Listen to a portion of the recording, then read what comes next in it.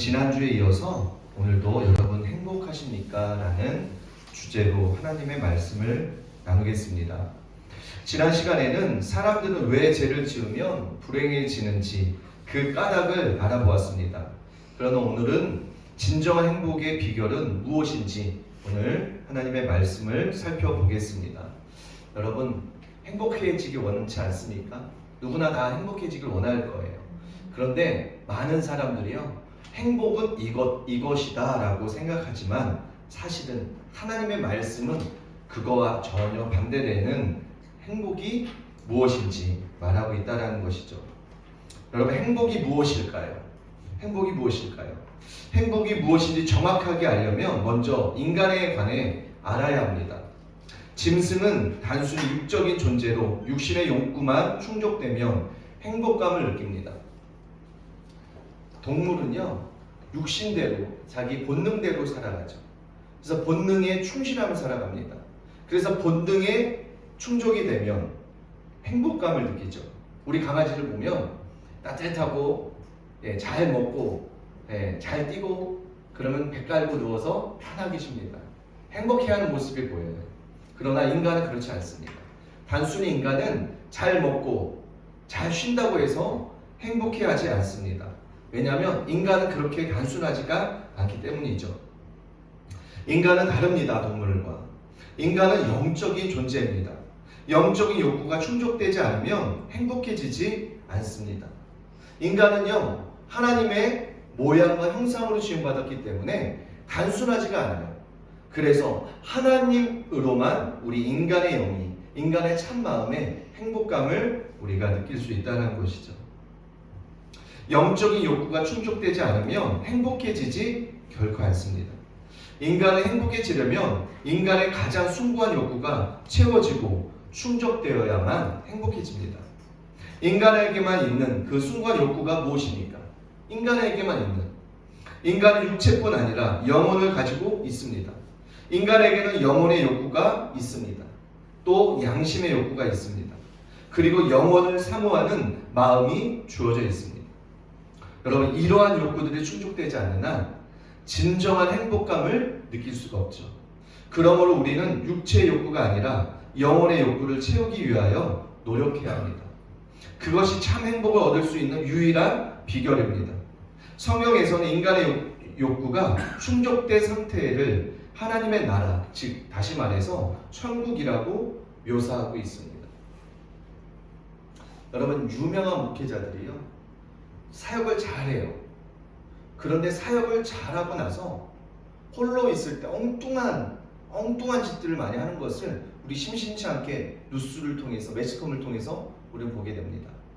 왜냐하면 하나님으로부터 채워져야 되는데 하나님으로부터 교제가 이루어지지 않기 때문에, 하나님과 참 교제가 이루어지지 않기 때문에 인간의 영에 채우지 못하기에 다른 것으로 사람의 인정, 어떤 육신의 정욕, 안목의 정욕, 이생의 자랑, 이러한 모든 것으로 자기의 마음을, 영을 채우려고 하기 때문에 이상한 엉뚱한 일을 벌이는 경우를 우리는 알 수 있습니다. 로마서 14장 17절에 이런 말씀이 나옵니다. 하나님의 나라는 먹는 것과 마시는 것이 아니요 오직 성령 안에 있는 의와 평강과 희락이라. 여러분, 이 구절만큼 행복이 무엇인지를 선명하게 보여주는 성구는 없는 것 같습니다. 행복은 죄로 말미암아 하나님을 멀리 떠났던 인간이 회개하고 예수님을 믿음으로 예수님이 우리 안에 들어오고 하나님과 함께 하시는 그 상태입니다. 그래서 성령님을 통해 하나님의 임재를 느끼는 것, 그것이 천국이고 참 행복이라고 할 수 있습니다. 천국, 즉 행복한 상태는 다음 세 가지 측면에서 인간의 참된 욕구가 충족된 상태를 말하고 있습니다. 첫 번째는요, 참 행복은 의가 충족된 상태를 이야기합니다. 의가 충족된 상태. 인간에게는 짐승에게 없는 양심이 있습니다. 양심이라는 게 있습니다. 그래서 짐승과 달리 배만 부르면 행복한 것이 아니라 양심의 가책이 없어야 행복합니다. 양심의 가책을 느끼지 않아야 평안함을 느낄 수 있습니다. 참 행복함을 느낄 수 있습니다. 로마서 4장 6절에서 8절 이런 것이 나옵니다. 이런 말씀이 일한 것이 없이 하나님께 의로 여기심을 받는 사람의 복에 대하여 다윗이 말한 바 불법이 사함을 받은 죄가 가리워짐을 받는 사람들은 복이 있고 주께서 그 죄를 인정하지 아니할 사람은 복이 있도다. 여기서 복에 대해서 나오죠. 복. 6절에서 나오는 복의 원어는요, 복된, 행복한이라는 뜻을 가지고 있어요.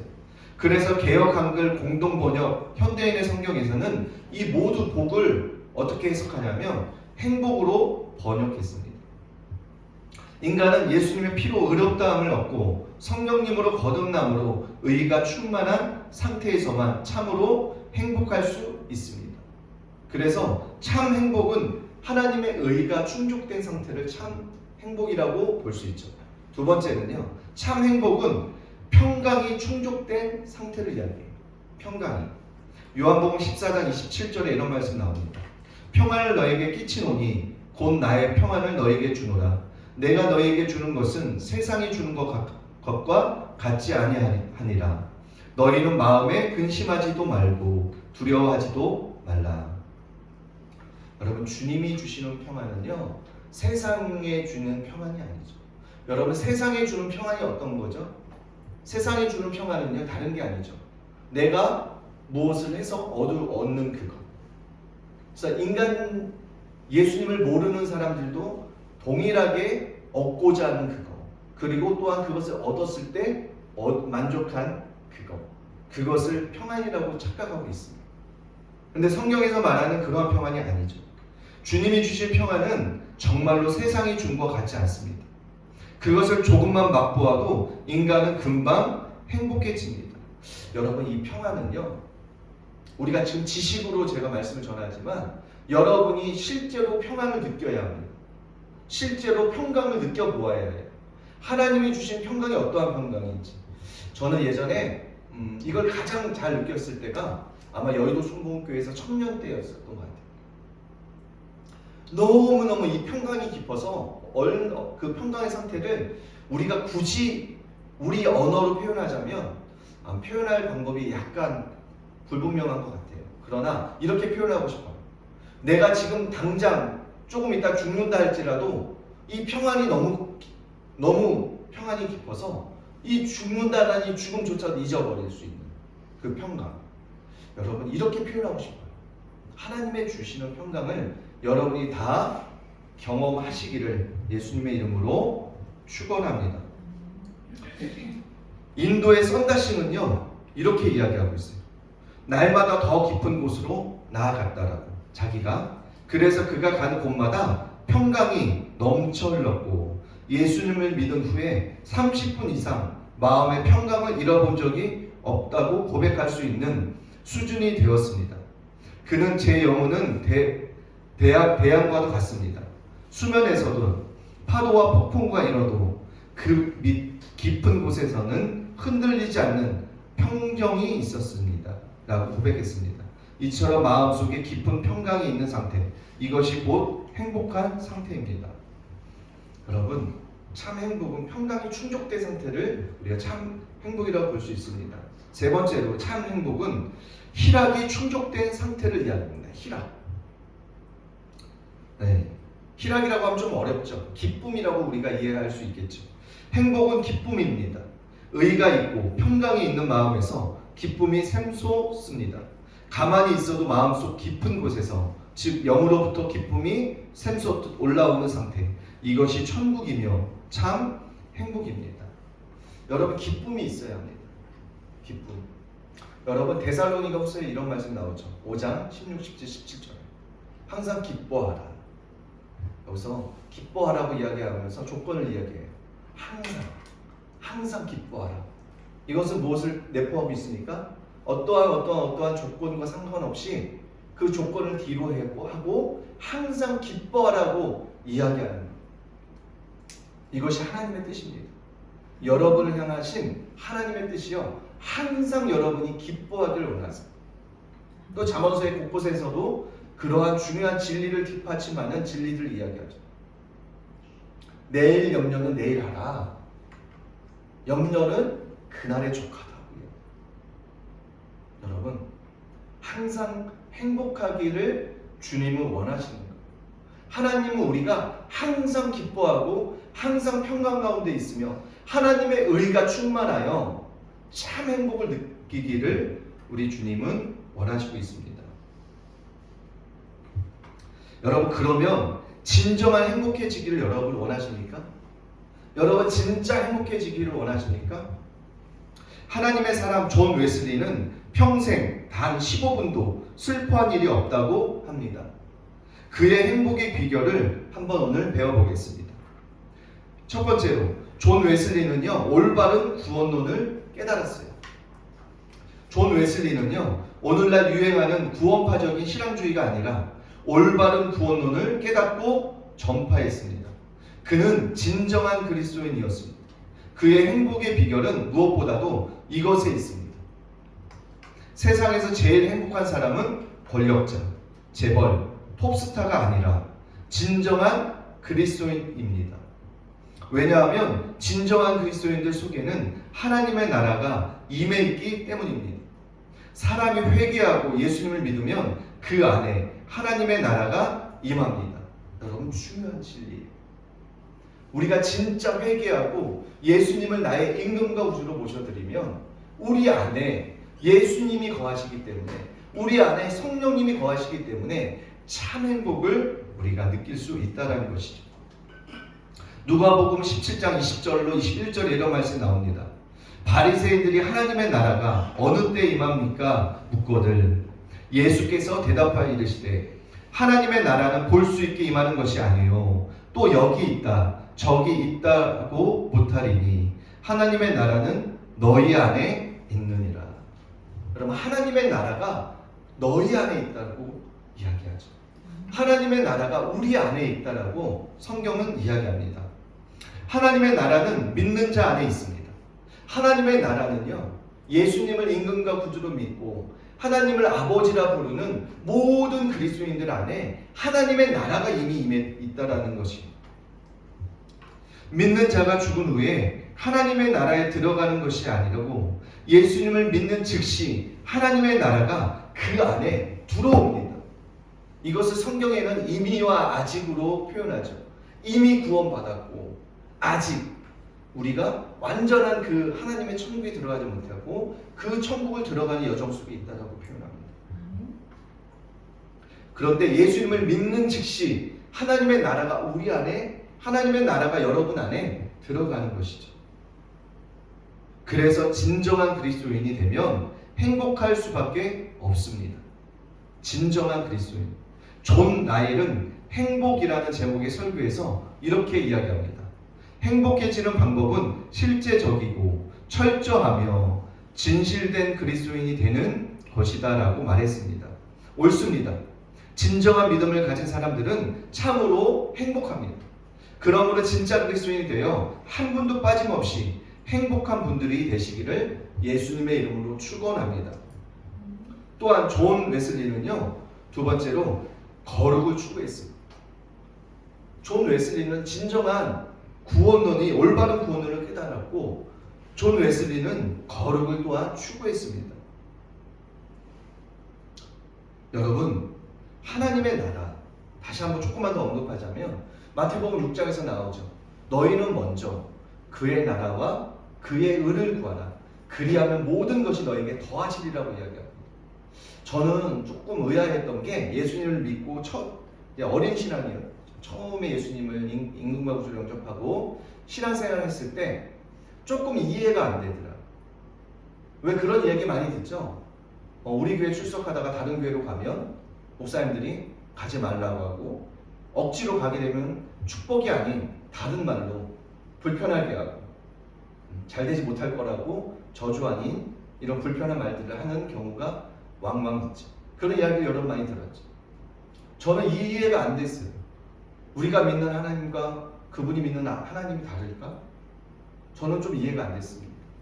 제가 초신자 때 이해가 안 됐던 게 교회를 옮기면 비판적으로 이야기하는 것이 조금 이해가 안 됐어요. 근데 지금은 그게 어떤 의미로 그분들이 얘기하는지 어느 부분은 이해가 갑니다. 그러나 우리가 하나님의 나라가 있다면 옮기는 교회가 잘못된 교회가 아니라면 얼마든지 축복하고 그곳에서 열심히 신앙생활을 하고 격려해주고 축복하는 것이 옳지 않을까라는 생각을 합니다. 그 말에는 지금도 변함이 없어요. 왜요? 형제 교회가 우리 교회만 부흥할 것이 아니라 옆에 교회도 부흥해야 되고 저기 멀리 있는 교회도 형제 교회라면 부흥해야 합니다. 하나님의 나라가 이 안에 있는 사람은요, 경쟁하지 않아요. 교회 안에서도 부서 이기주의가 있습니다. 학생부, 주일학교, 또 청년부, 장년부, 유치부, 교회 안에 많은 부서들이 있잖아요. 역할이 다르죠. 그런데 교회 안에서조차도 이기적일 수가 있어요. 그런데 이거를 확대해서 조금 더 넓이 우리 생각한다면 교회 안에서도 이기적일 수 있어요. 우리 교회만 최고, 우리 교회, 우리 목사님만 최고, 우리 교회만 우선시하는 이런 교회 이기주의가 다 있을 수 있습니다. 여러분, 이건 옳지 않아요. 하나님의 나라를 우리는 보아야 합니다. 하나님의 나라를 먼저 우리는 생각해야 하는 것이죠. 우리 교회가 또 잘 될 뿐만 아니라 옆에 있는 교회도 잘 되어야 되는 것이죠. 그 교회와 우리 교회가 다른 것이 아니에요. 우리가 믿고 섬기는 주님, 우리가 믿고 섬기고 우리가 예배하는 그 하나님, 똑같은 하나님을 섬기고 있습니다. 우리가 그 인식을 가지고 있어요. 공동체적인 인식을 가지고 있어야 합니다. 그런데 지금 한국 교회를 보면 장로교, 순복음, 감리교, 성결교, 침례교 서로 교파가 다르고 나눠져 있죠. 나와 다르면 옳지 못하다는 인식을 가지고 있고 우리 교단의 교리와 다르면 이단이야라고 정죄하고 여러분 이것은 너무너무 잘못되어 있는 거예요. 하나님의 나라가 그곳이 없는 거예요. 하나님의 나라가 없는 거예요. 하나님이 얼마나 슬퍼할까요? 다 같은 자녀들인데 다 동일한 하나님 사랑하는 백성들인데 서로 교파가 다르다고 이기적으로 행동하고 서로 손가락질하고 판단하는 모습들을 보면 하나님이 얼마나 마음이 슬플까요?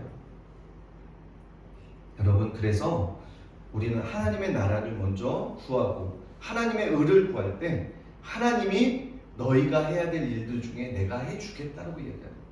너희는 먼저 하나님의 나라를 구하고 하나님의 의를 구할 때 하나님이 이제 너희의 일을 해주겠다는 거예요. 그래서 우리 교회만 아니라 옆에 교회도 더 어려운 교회가 있다면 십시일반 서로 돕고 그 교회를 위하여 기도하고 축복하고 이러한 공동체적인 사랑이 실제적인 사랑이 있을 때 하나님의 나라가 임하는 것입니다. 여러분, 하나님의 나라가 어떻게 임하나요? 실제적인 저와 여러분이 이 땅에서 영향력 있는 삶을 살아갈 때 하나님이 실제로 영광 받으시는 거예요. 여러분, 그것을 놓치면 안 됩니다. 교회 안에서 우리는 빛이 아니에요. 우리는 세상의 소금이고 세상의 빛인 거예요. 그러면 세상 속에서 하나님의 나라를 확장시키려면 어떻게 합니까? 다른 곳이 아니에요. 우리가 속해 있는 그곳에서 충성되어 일하고요. 거기서 능력을 인정받아서 사람들에게 하나님의 영향력을 확대시키는 거예요. 여러분, 이것이 하나님의 나라를 실제로 이 땅에 임하게 하는 놀라운 비결인 줄 믿으시길 바랍니다. 웨슬리는요, 올바른 구원론뿐만 아니라 거룩을 추구했습니다. 거룩을. 존 웨슬리는 오늘날 수많은 설교자처럼 칭의만 강조하지 않고 성화, 즉 거룩을 줄기차게 강조했습니다. 특히 그의 논문 그리스도의 완전히 보여주듯이 그는 완전 성화를 믿었고 그것을 추구한 거룩한 사람이었습니다. 여러분, 천국의 원어는요, 바실레아예요. 바실레아, 왕국, 하나님의 왕국이라는 의미를 가지고 있어요. 하나님의 통치를 뜻합니다. 바실레아, 하나님의 왕국은 하나님의 통치를 뜻하고 있어요. 회개하고 예수님을 임금과 구주로 모셔드림으로써 주님이 여러분을 통치하는 거예요. 우리가 회개하고 임금과 구주로 예수님이 나의 주인이라고 믿을 때 예수님이 실제로 나의 삶에서 나를 다스리고 나를 통치하는 이것이 거룩을 이루어가는 길이라는 것이죠. 여러분, 그리스도인들은요 거룩한 자들, 구별되어진 자들입니다. 여러분, 예수님이 나를 통치하는 그 상태, 이때 의가 있고 평강이 임하고 희락이 임하는데 그것이 바로 천국입니다. 반대로 죄가 나를 다스리는 상태, 그것이 지옥입니다. 여러분, 죄가 여러분을 다스리는 그 상태가 다른 게 아니고 지옥이라는 거예요. 여러분, 어떠한 공동체에 있는데 사랑이 없다고 한번 생각해 보세요. 서로 미워하고 감시하고 시기하고 질투하고 그런 곳에 있다고 한번 생각해 보세요. 얼마나 끔찍하나요? 사랑이 없는 그것이 바로 지옥인 거예요. 반대로 죄가 나를 다스리는 그 상태, 이것이 지옥이고요. 그래서 인간은 거룩해져야, 주님이 나를 다스리는 상태가 되어야만 진짜 행복해질 수 있습니다. 신명기 10장 12절로 13절에 이런 말씀이 나옵니다. 이스라엘아, 내 하나님 여호와께서 내게 요구하신 것이 무엇이냐? 곧 내 하나님 여호와를 경외하여 그의 모든 도를 행하고 그를 사랑하며 마음을 다하고 뜻을 다하여 내 하나님 여호와를 섬기고 내가 오늘 내 행복을 위하여 내게 명하는 여호와의 명령과 규례를 지킬 것이 아니냐. 사랑이신 하나님은 우리의 행복을 위해 명령하셨습니다. 하나님은 여러분의 행복을 위하여 명령하셨다는 것이죠. 그런 하나님이 내가 거룩하니 너희도 거룩할지어다 라고 이야기합니다. 하나님이 내가 거룩하니 너희도 거룩하라고 이야기해요. 그러면 이것은 어떤 거예요? 우리는 선택사항이 아니에요. 하나님이 너희도 거룩하라고 했던 명령은 우리가 반드시 거룩해지라고 하는 하나님의 필수적인 명령인 것이죠. 필수적인 명령 아니고 우리 집사람이 생각나네요. 우리 집사람이 필수입니다. 여러분, 거룩해지라는 것은 하나님의 명령이에요. 그래서 우리가 다른 어떠한 것보다 하나님 앞에 거룩해지기를 추구해야 하고 거룩해지기를 구하고 그렇게 살아내야 합니다. 다시 말해서 하나님의 명령이신 거룩을 살아내는 것이, 거룩이 행복의 필수적인 요건이기 때문입니다. 행복해지려면 거룩해져야 돼요. 그러므로 행복해지려면 반드시 거룩해져야 합니다. 여러분, 다윗을 한번 생각해 볼게요. 그는 본래 거룩한 사람이었습니다. 다윗은요, 하나님 앞에 구별되어진 거룩한 사람이었어요. 그는 참 행복했습니다. 그런데 그 예를 어디서 찾아요? 다윗의 놀라운 시편을 보면 많이 그것을 알 수 있어요. 다윗이 얼마나 거룩한 사람인지, 다윗이 얼마나 행복한 사람인지는 그가 쓴 시편을 보면, 내용을 보면 그가 참 행복한 사람이라는 것을 알 수 있습니다. 그랬던 다윗이요, 밧세바와 범죄한 후 고통이 시작되었습니다. 다윗의 마음은 너무나 참담하고 고통스러웠습니다. 그는 여전히 왕이었고 자기를 즐겁게 할 수 있는 수많은 것들로 둘러싸여져 있습니다. 여러분, 다윗은 왕이었어요. 그 큰 나라의 왕이었어요. 그리고 자기가 얼마든지 사람들을 통하여 즐거워할 수 있는 위치에 있었어요. 그런데 다윗은요, 죄를 지은 이후에 고통이 찾아오기 시작했어요. 마음의 번뇌와 고통, 염려가 왔죠. 그렇게 해서 시편 내용을 또한 보면 알 수 있는 거죠. 그러나 거룩을 잃어버리고 죄가 들어오자 아무것도 제대로 누릴 수 없었고 불행해졌습니다. 그래서 주의 즐거움을 내게 회복하달라는 시편 51편 12절에 이런 말씀이 나오죠. 주의 즐거움을 내게 회복시켜달라고 애원했습니다. 다윗은 주의 즐거움을 회복하게 해달라고 하나님께 탄식하고 애원했어요. 이처럼 일국의 왕도 거룩하지 않으면 행복하지 못합니다. 우리 중 누구도 거룩하지 않고 행복해질 수는 없습니다.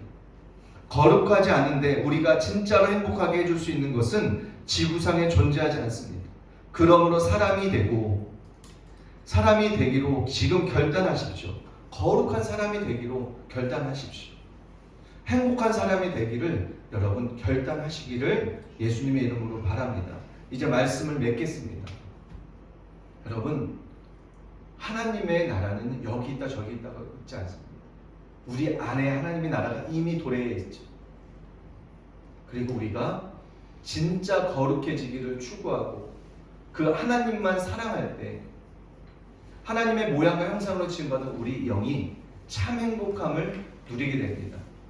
그런데 저는 여러분이 하나님의 평강을 정말 경험하기를 예수님으로 축원해요. 지식으로 이건 알 수 있는 문제가 아니에요. 하나님을 정말 경험할 때, 그 하나님의 참 평안이 우리 안에 임할 때, 그 하나님의 참 기쁨이 여러분 안에 임할 때 우리가 참 행복을 누릴 수 있습니다. 여러분, 우리가 참 행복하고 참 거룩하게 될 때 육신의 정욕, 안목의 정욕, 이생의 자랑이 우리에게 영향력을 줄 수가 없는 거예요. 다시 말해서 죄가 우리에게 영향력을 끼칠 수가 없습니다.